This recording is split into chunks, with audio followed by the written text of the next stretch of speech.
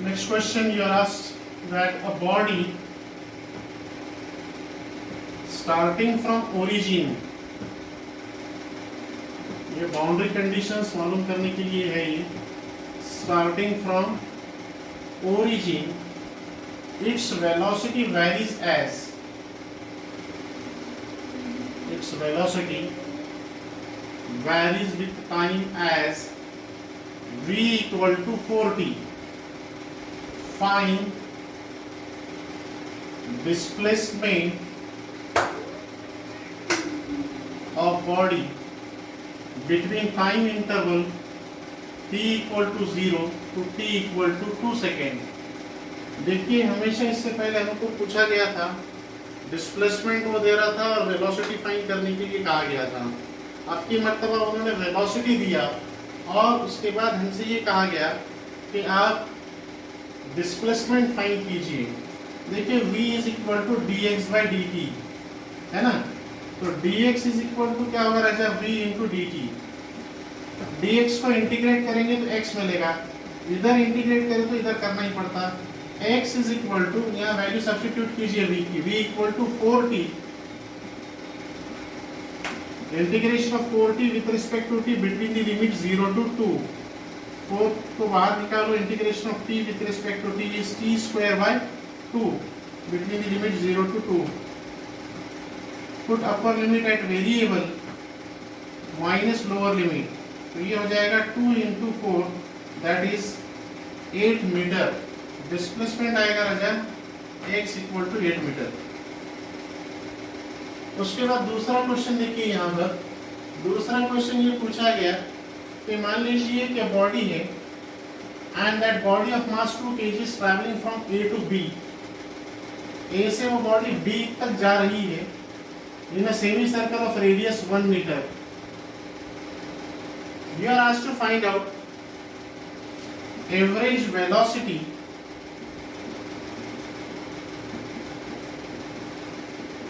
and average speed.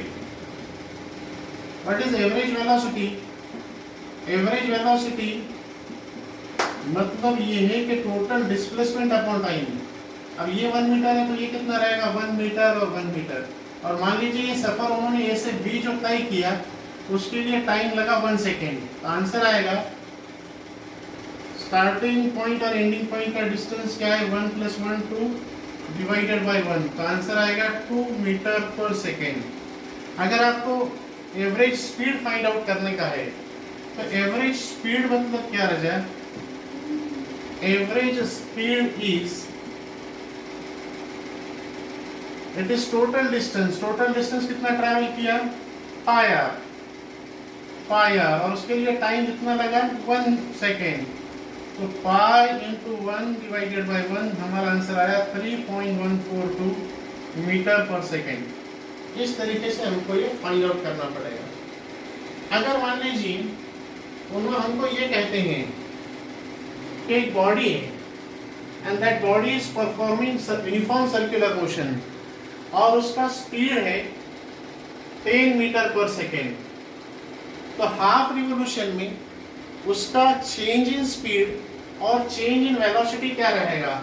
Half revolution में मतलब body यहाँ से यहाँ आई, तो पहली चीज जो हमसे पूछी गई कि चेंज इन स्पीड, तो याद रखना चेंज इन स्पीड उसका इनिशियल स्पीड 10 था, बाद में भी 10 था, 10 - 10 0 हो गया, तो 0 मीटर पर सेकेंड. और दूसरी जो चीज पूछी हमसे change in velocity. Change in velocity मतलब क्या रह जाए, चेंज इन वेलोसिटी का मैग्नीट्यूड पूछा मान लीजिए उन्होंने. तो delta v is equal to v final minus v initial. यहाँ v फाइनल क्या है, -10j कैप -10j कैप, तो ये हो गया -20j कैप. ये आ गया चेंज इन वेलोसिटी. और अगर इसका मैग्नीट्यूड फाइंड करना है तो ये आएगा 20 मीटर पर सेकेंड. इसका ध्यान रखना है. उसके बाद जो चीज हमको पढ़नी है वो देखिए, अब तक हमने डिस्टेंस डिस्प्लेसमेंट, स्पीड, वेलोसिटी, ये टर्मिनोलॉजीज को पढ़ा है। इसके बाद जो अगली चीज हम पढ़ने वाले हैं एक्सेलरेशन। एक्सेलरेशन तो मराठी में कहते हैं त्वरण और उर्दू में इसको बोलते हैं इसरा। तो एक्सेलरेशन मतलब क्या? It is rate of change of velocity with respect to time. Rate of change of velocity with respect to time यानी एक्सेलरेशन। अब इसमें हम दो चीजें पढ़ने वाले हैं। एक है average acceleration. What is average acceleration? It is delta V upon delta T, यानी ये सेम चीज। दूसरी चीज जो हम पढ़ने वाले हैं वो है इंस्टैन्टेनियस एक्सेलरेशन। इंस्टैन्टेनियस एक्सेलरेशन मतलब क्या? अगर ये डेल्टा टी का वैल्यू बहुत छोटा है, it is tending to zero, यानी limit delta T tends to zero, delta V upon delta T, तो ये हो जाता है डीवी बाई डी। इसका हमको ख्याल रखना पड़ेगा। उसके बाद एक बात याद रखना है कि एक्सेलरेशन ये वेक्टर क्वांटिटी है और इसका यूनिट है मीटर पर सेकेंड स्क्वायर।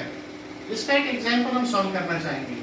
मान लीजिए कि एक बॉडी है and that body is moving with velocity 2t plus 4t square plus 15, and you are asked to find out number 1 average acceleration between the limits t equal to 0 to t equal to 2 second. और दूसरी चीज उन्होंने हमसे पूछा acceleration at t equal to 2 second. तो सबसे पहली जो चीज है average acceleration. What is average acceleration? It is delta v upon delta t। तो हम क्या करेंगे v2 minus v1 upon t2 minus t1। ये t इक्वल टू 2 यहाँ सब्स्टिट्यूट करेंगे तो क्या हो जाएगा 2 इंटू 2 प्लस 4 इंटू 2 का स्क्वायर प्लस 15 माइनस यहाँ पर t इक्वल टू 0 सब्स्टिट्यूट करेंगे 0 हो जाएगा, खाली 15 बचेगा। तो ये 15 वो 15 के साथ मर गए और ये हो गया 2 माइनस 0। तो 2 into 2 is 4 plus 4 4 is 16 divided by 2, तो ये 20/2 यानी एक्सेलरेशन आया 10 मीटर पर सेकेंड स्क्वायर। ये हो गया एवरेज एक्सेलरेशन। अगर हमको फाइंड करना है इंस्टैन्टेनियस एक्सेलरेशन, तो instantaneous acceleration is nothing but dv by dt। तो यहाँ पर क्या करने का रह गया, वेलोसिटी का जो इक्वेशन है उसको डिफरेंशिएट करने का। क्या कहा गया? Velocity 2t plus 4t square plus 15, 2t plus 4t square plus 15। तो ये 2 बाहर लिखे, derivative of t with respect to t is 1, 4 into 2t plus derivative 15 constant is 0, तो ये आ गया 2 plus 8t और उन्होंने t का वैल्यू दिया था हमको 2, तो इस तरीके से 2 plus 16 आंसर आया 18 मीटर पर सेकेंड स्क्वायर। अब तरीका तो ये होता है लिखने का, यहाँ क्वाड्रेटिक इक्वेशन या कोई है तौर पहले लिखते, लेकिन जैसा क्वेश्चन में उन्होंने दिया उस एतबार से हमने लिखा था इंस्टैन्टेनियस एक्सेलरेशन इज 18 मीटर पर सेकेंड स्क्वायर। अब इसके बाद और एक एग्जाम्पल हम देखेंगे। Example, a particle is moving in a straight line. A particle is moving in a straight line and its displacement is given by equation x equal to 10t plus 15t square, and you are asked to find out average acceleration between t equal to 0 to t equal to 2 के बजाय आपकी मरतबा हम 3 लेते हैं, 2 की बरकत बहुत बढ़ जा रही है, तो t इक्वल टू 3 सेकेंड। और दूसरी चीज जो हमको पूछा उन्होंने acceleration at t equal to 2 second, जो पूछा उसने लिख देना। देखिए पिछले मरतबा वेलोसिटी दी गई थी और अब उन्होंने हमको डिस्प्लेसमेंट दिया, तो पहले क्या कीजिए v equal to dx by dt से वेलोसिटी मालूम कीजिए।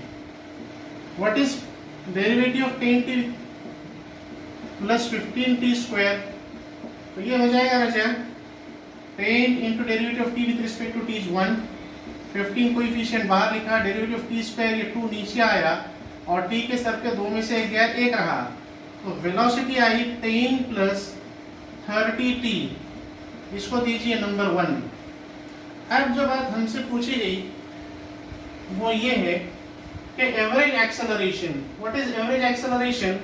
It is delta v upon delta t, that is v2 minus v1 upon t2 minus t1।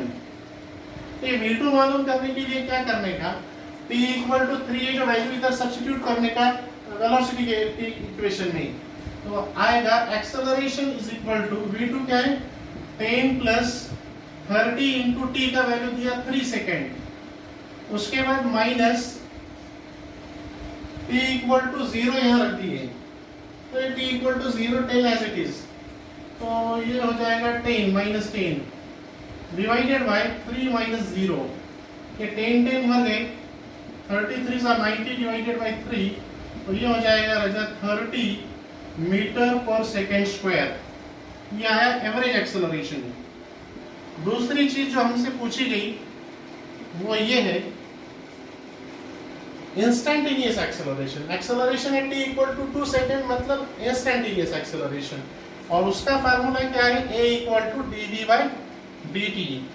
यहाँ पर हमको v का जो वैल्यू हमारा आया है उसको इधर सब्स्टिट्यूट कीजिए, क्या आया v 10 plus 30t, 10 plus 30t, तो राजा ये 10 का derivative 0 plus 30 derivative of t with respect to t is 1, तो एक्सेलरेशन आएगा 30 मीटर पर सेकेंड स्क्वायर।